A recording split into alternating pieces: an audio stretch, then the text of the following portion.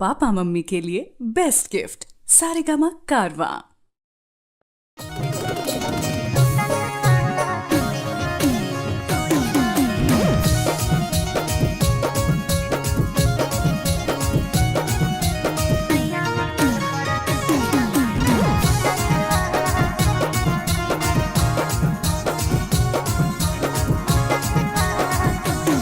नैहर चलिए लगे ससुरारे से मन भर गेलो कि तोर भतारे से। नैहर चलिए लगे ससुरारे से मन भर गेलो कि तोर भतारे से।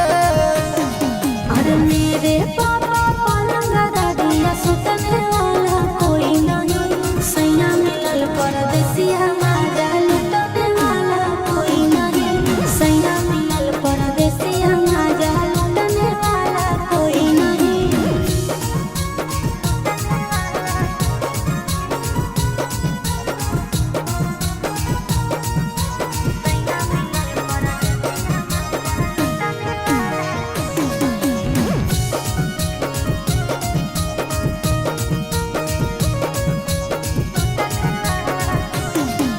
सैया में खोलो है साड़ी रे छौड़ा, शहर में चलो है गाड़ी रे छौड़ा।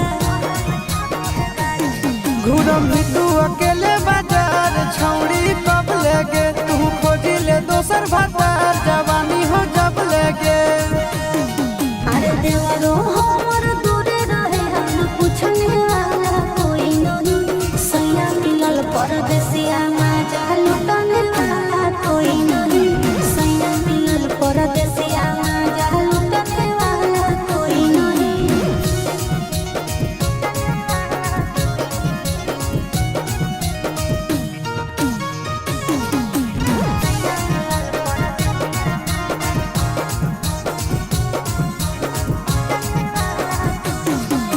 दुल्हा से दिल मोर टूटल रे छौड़ा, कहियो दिया नाही बोतल रे छौड़ा।